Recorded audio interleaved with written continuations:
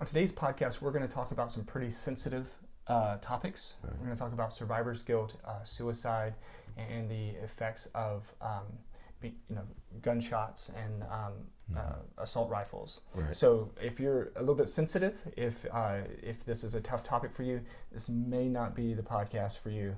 And just check us back next week for our next episode. Right. All right? Thanks.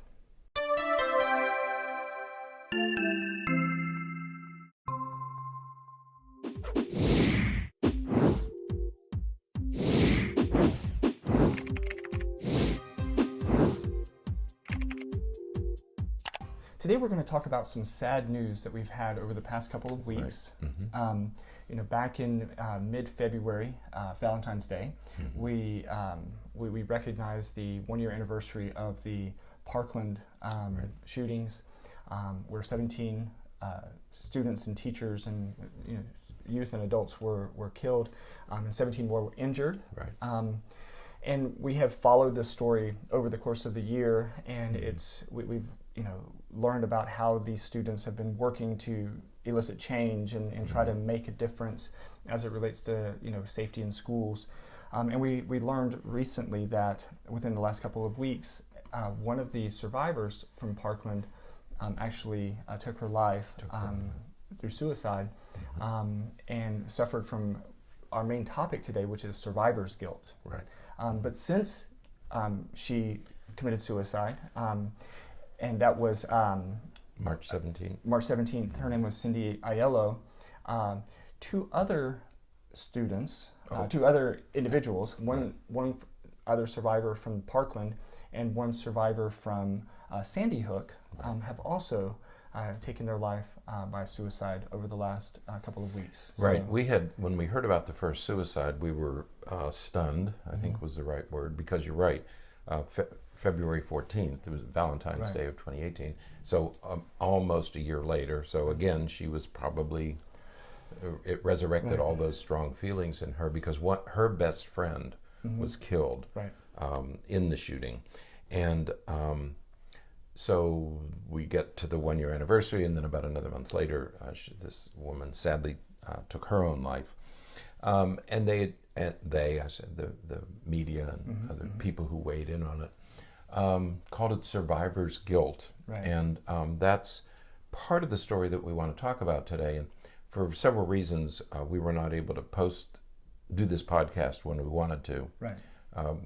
We had planned to do it a couple days after this student took her life. And lo and behold, we got to the weekend and there was a second suicide related to the Parkland shooting. And then a day later, on March 24th, the second suicide was March 23rd, about a week after Miss Aiello. And then the next day, a father of one of the victims of the Sandy Hook killing, and those were first graders. Right. So it was a group of first grade kids who were killed at Sandy Hook. And one of the fathers took his own life. And it was interesting because he had started a foundation. When people suffer these tragedies, frequently they take their grief and they pour it into other kinds of activities. One of the most famous would be John Walsh, whose son was kidnapped and killed, and he has devoted his life to tracking down these criminals. America's Most Wanted. Right. And so this father started a foundation named after his daughter to study the brain mechanisms underlying aggressive behavior in people who do these horrendous acts, horrific acts. So now we have 3 suicides, and the first suicide reminded us of something that the nation often forgets. We become aware of the shooting, and the news media converges onto the site of the shooting, and there are videos of children exiting the building, holding the shoulders of the person in front of them, and they're escorted out by military police or policemen in military gear. And then after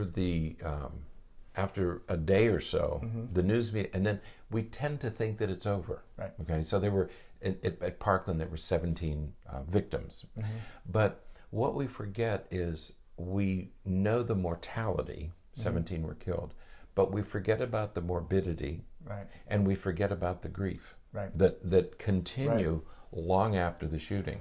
And so you have morbidity are all the injuries. Right. There were 17 people injured, and some of these are going to be life. Right. For the rest of their lives, they will be dealing with the injuries suffered as a result of the injuries. The people in the Boston Marathon bombing. Right. There are people who lost limbs. Right. People who have had multiple surgeries. Right. And so the morbidity is going to continue for the rest of their lives. Right. And we're talking about physical injuries, but also emotional and mental injuries. And that's the third one. The grief will continue forever. Absolutely. I mean, there are people whose lives were changed, were altered forever. And we were thinking about that with Miss Ayala's suicide, but now we see this father whose grief had resulted in a foundation, now results in his own death. Yeah. And taking well, his own especially, life. Sandy Hook was years ago. It was several years ago. So, it does, as you said, it brings to focus the importance of this ongoing, grief and the ongoing challenges that people will have following these types of incidents. And, we see it, I think one of the ways that we see it most deliberately is following 9/11. Right. Because so many people were affected. But also, and it's fascinating when you step back and you really think about it, because legislation that was proposed and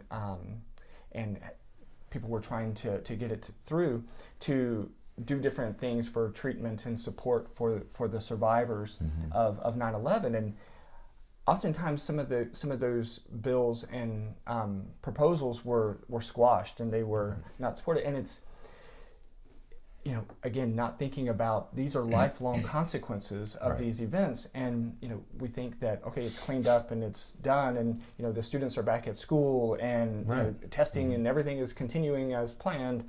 Right. But we're not thinking about the psychological trauma that these people experience. And we need to remember that, all of us need to remember, and I think it informs the whole gun control debate. We're all weary. Right. I think most of us are weary of the arguing that's going on. We're not weary of the debate. We're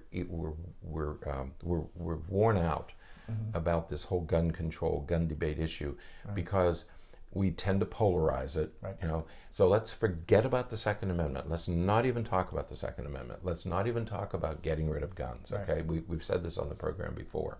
We need to have a dialogue, because these shootings, the effects of these shootings don't stop when the news media goes to the next site. I don't know if there's been something like 38, there were 38 shootings after Parkland, or there's one every 3 weeks or something like that. And so we have to remember that the shootings not only result in deaths, but we have to remember the trauma to the people involved. We have to remember that there's survivor guilt, that goes on, and then the ongoing grief that happens, and then PTSD, post-traumatic stress disorder, and so people are dealing with all of these other issues long after the shooting occurred. Okay, these are going to be lifelong consequences for these people. And when you consider the number of shootings that have occurred, we're talking shootings or bombings or whatever whatever you want to put in the category. We're talking about a lot of trauma that we're trying to digest. Okay, and so rather than arguing about let's ban all guns or let's talk about the Second Amendment, let's have some kind of a dialogue, because we do have.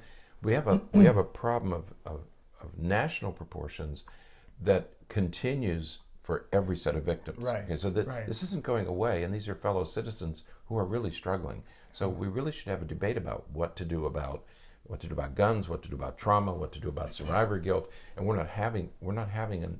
there isn't a productive dialogue. Right. And that's the problem. Yeah, we can't have a discussion because we all kind of dig into our own camps, and it doesn't allow us to have a true discussion of things. So, but let's talk a little bit about survivor's guilt. And most of you listening probably have some idea as to what we're talking about, and it's the guilt or the the negative feelings that people who survived an incident where other people lost their life, this guilt that they feel because they were they were able to survive, and this loved one or this friend or this person that was important to them did not survive. Right.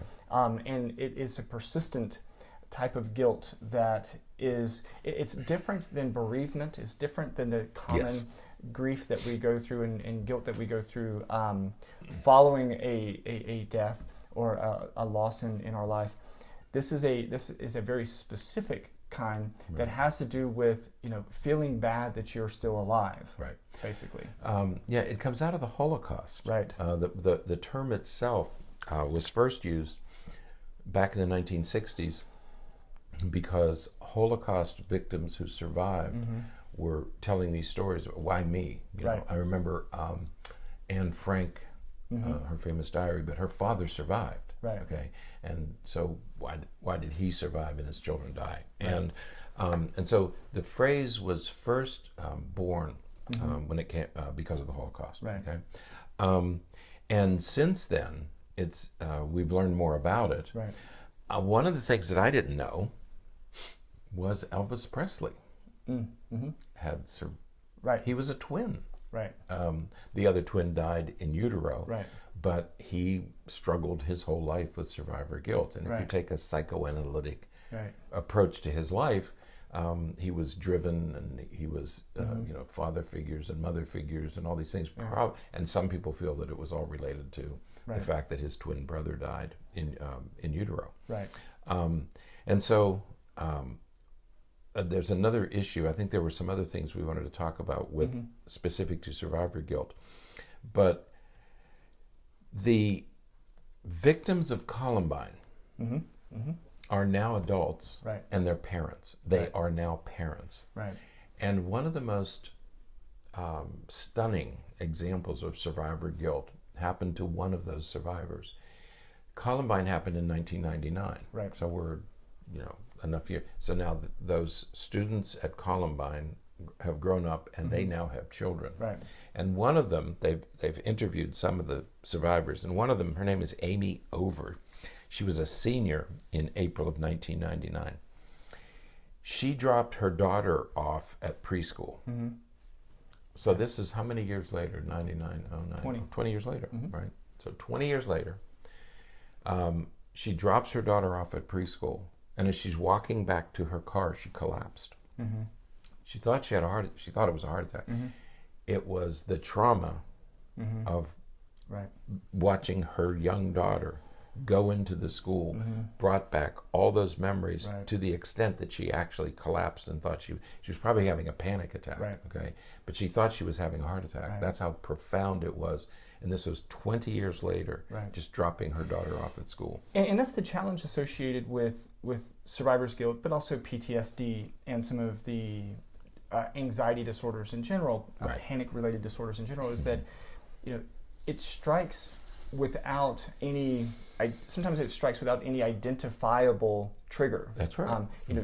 As she was walking back, she wasn't necessarily thinking about 1999. She wasn't thinking about what happened to her when she was in high school. Right. But her brain, sort of the deep recesses of her brain, pulls back these emotions and these memories, and it strikes her, right in the limbic system. That's right. And that's what it is. It's deep in the recesses of your brain. It just doesn't go away. These events are so traumatic that the effects stay for years and years and years, and they could be they're triggered 20 years later, 30 years later, 40 years later. And it really signifies the importance of therapy and working through some of these issues early on, early after the trauma, so that you can have a way to process it and prevent it from being, sort of stuffed down in those deep recesses. Right. I mean, there's still the risk there, but when you're dealing with it and you're managing and working through it therapeutically,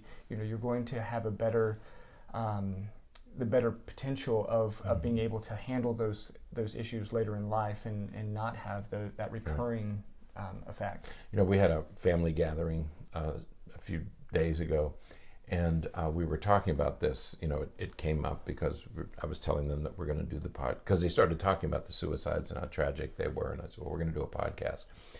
And one of the people there knows about the Marshall University plane crash, the football, I think it was a football team, wiped out almost the entire team. Yeah.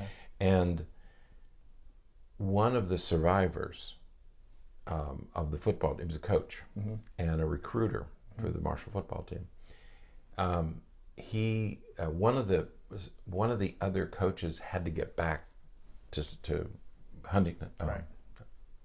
Huntington, where the university was, to get to his daughter's game or match or birthday party or something. So he said, well, you go ahead, I'll drive back, you go ahead and take the plane. The plane crashed, then guy died.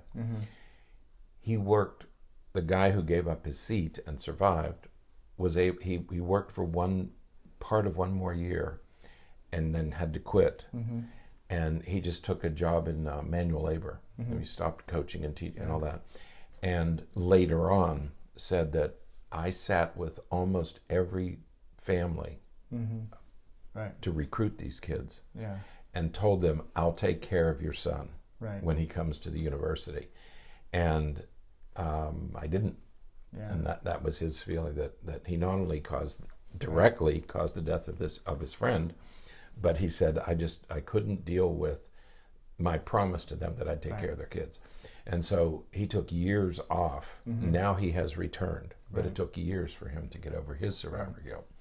And Travis Barker, the drummer, was supposed to be on the plane that went down there was a group of musicians. I don't remember exactly when it was, but he stayed behind for some accidental reason.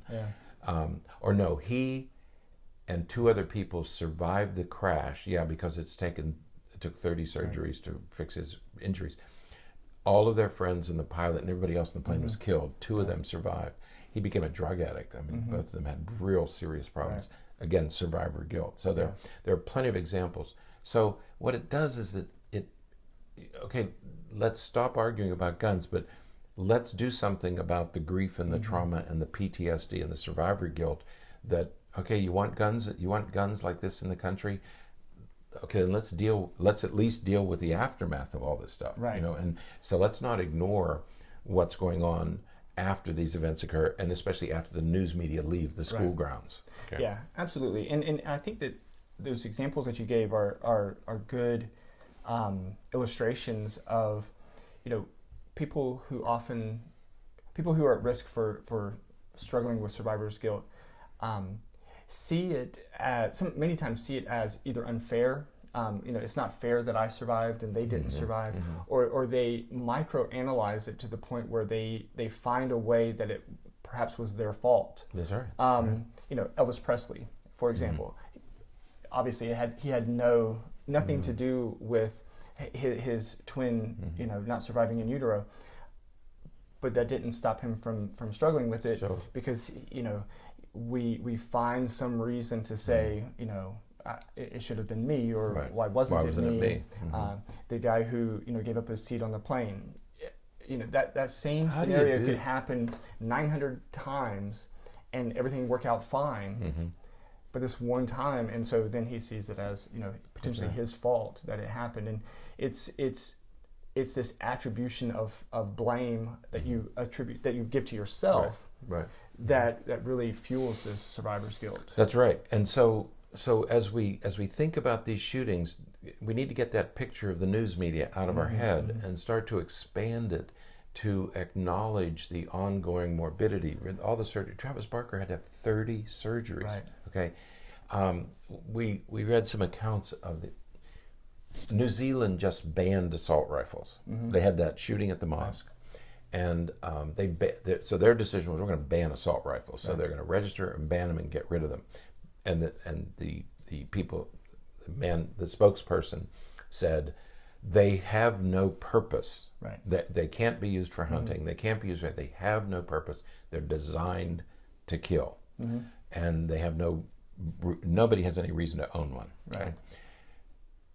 They interviewed a surgeon after Parkland, and she said a low velocity. But the problem with assault rifles is not only the number of bullets that come out, it's the velocity that they come out. She said normally if it's a handgun, low velocity shell, if it hits an organ or a fragment hits it, you can repair it. Right.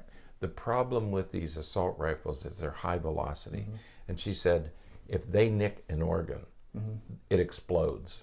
The volume, the velocity of what makes it. The energy transference is just there's so nothing great to repair. She Right. said it just disappears. The organ isn't even there anymore. Yeah.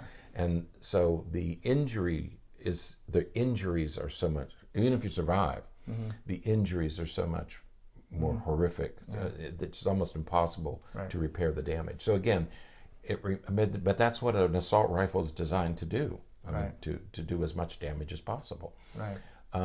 So New Zealand has banned them altogether. We don't have to have that argument anymore.